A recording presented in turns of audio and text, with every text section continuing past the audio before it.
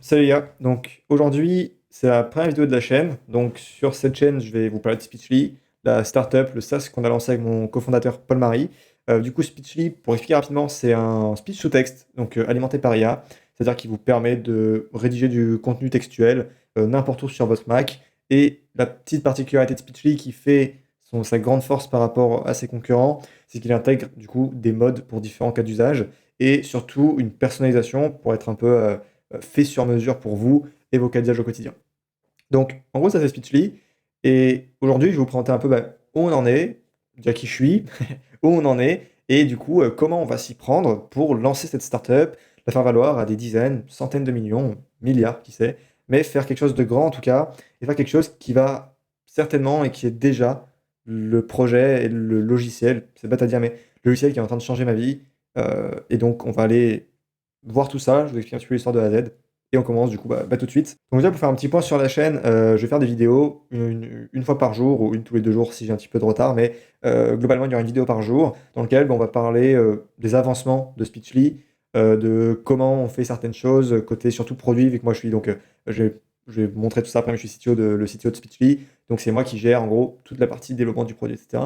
Mais on fera aussi quelques, et même très souvent, parce que c'est voilà, la clé pour un SaaS. On va faire très très souvent parler de marketing, etc. Parce que je fais du marketing en parallèle pour lancer Speechly avec Paul, qui lui, du coup, plus CMO, je vous mets sa chaîne, il parle beaucoup de marketing, etc. Donc vous pourrez aller voir. Donc, moi, c'est Raphaël. Pour me présenter rapidement, donc j'ai 17 ans aujourd'hui et j'ai eu dans le passé, et j'ai toujours une agence dans le dev.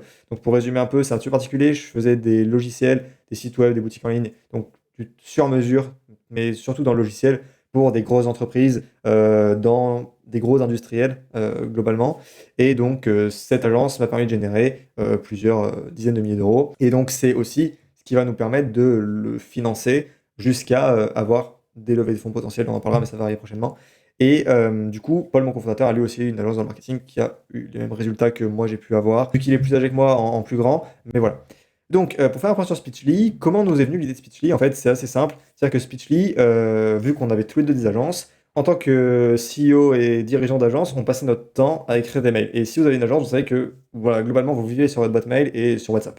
Et donc, du coup, on passait notre temps à faire ça et on s'est dit, il faudrait qu'on trouve un moyen de faire une solution pour nous avant, parce qu'on veut gagner du temps. Et c'est là qu'on s'est dit, finalement, la voix, et c'est un constat que beaucoup de grands entrepreneurs et même de grands acteurs de l'IA comme Sam Altman le disent, c'est que la voix, c'est l'interface suprême de tout. C'est-à-dire que c'est l'interface la plus simple, la plus intuitive. Si on parle comme là je parle dans cette vidéo, c'est qu'il y a une bonne raison. Parce que l'humain est fait pour parler, et donc c'est comme ça qu'on s'en sort le plus et qu'on a les idées les plus claires. Et donc facto, c'est 1000 fois plus rapide que de devoir taper tout sur un clavier.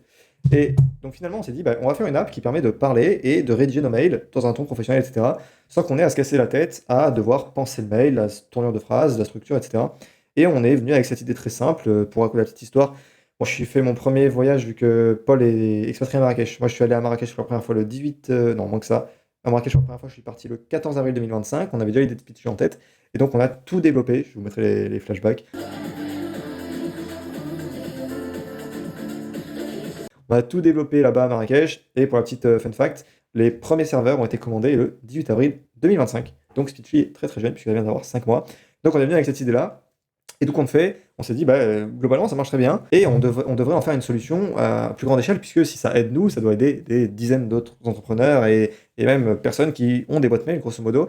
Et ça a été validé, puisque finalement, on a plein d'amis, que vous connaîtrez très certainement, comme Louiski, qui ont des très grosses agences, lui, la ACA, Softriver, etc., ou Lucas Perrin, ou même plein d'autres que je pourrais citer, qui nous ont dit effectivement, c'est une super idée. Et donc, en fait, on est parti sur ça, et le produit a, donc on parle pas encore de vente, mais le produit a eu pas mal de traction sur Product Hunt. On a été top 8 Product of the Day sur Product Hunt, donc ça nous a un petit peu permis de valider l'idée et de se dire, ok, il y a quelque chose à faire.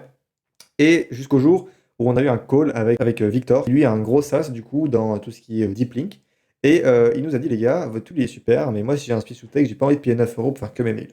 Et c'est là que ça nous avait fait un éclair de génie, on s'est dit, il a raison, on va pas payer 9 euros par mois. Même moi, si je suis utilisateur de mon propre outil, j'ai pas envie de payer pour faire que mes mails. Je veux faire mes WhatsApp, je veux faire mon LinkedIn, je veux faire n'importe quoi. Si je veux répondre à des messages, si je veux, je sais pas, envoyer des follow-up, faire des messages Slack, etc. Je veux utiliser Speechly, ou même faire du prompt engineering et ChatGPT, peu importe. Et donc, on a repivoté tout l'outil en se disant, OK, maintenant on va faire un truc grande échelle pour n'importe qui veut gagner du temps en arrêtant de taper sur son. Donc voilà, on en est aujourd'hui. Le produit maintenant a atteint un stade, on a eu plus de 1500 users en cumulé sur du 18 avril jusqu'à maintenant. Et on commence maintenant à rentrer dans une grosse phase marketing. On a grosso modo pas mal de users payants en ce moment qui viennent.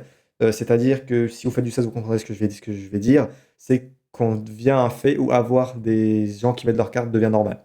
Donc c'est-à-dire, je dis ça parce que quand on fait du SaaS, je dis ça parce que pour avoir fait plusieurs SaaS en solo avant, il y avait toujours un step où par exemple c'est très dur d'avoir des inscriptions, et puis après ça devient très très facile. Et ben là on est un peu au début de. Pareil pour les cartes bleues pour les paiements, c'était très dur de choper quelqu'un. Maintenant, bon, c'est entre guillemets, on est plus surpris quand il y a quelqu'un qui met ses cartes bleues sur le site parce qu'on sait que notre produit finalement il plaît, et finalement il y a des gens qui sont prêts à payer. Donc voilà où on en est.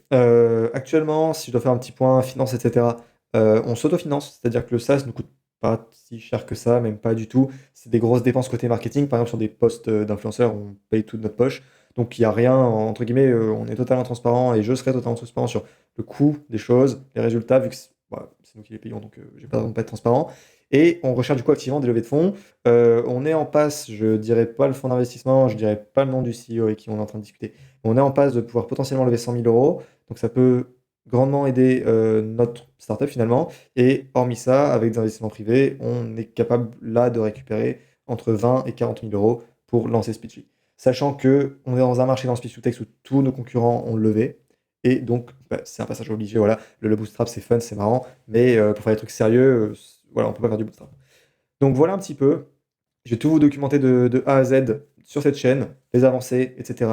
Si vous voulez essayer Speechly, je vous mets un lien, vous avez mes réseaux sociaux. Si vous voulez m'envoyer un message sur Insta, etc., ou sur Twitter, je suis dispo, pas de souci. Et donc voilà, donc Speechly est dans la description. N'hésitez pas à aller voir le site, à faire des feedbacks, à télécharger l'outil. On prend plein de gens en appel. Pour vous donner un exemple, on a pris un Texan la dernière fois, un user Texan qui utilise Speechly, donc sacrément fun, qu'on est en appel pendant 2 heures. Donc si jamais vous voulez utiliser Speechly, vous avez des bugs à nous faire remonter, etc., avec grand plaisir, on va vous aider.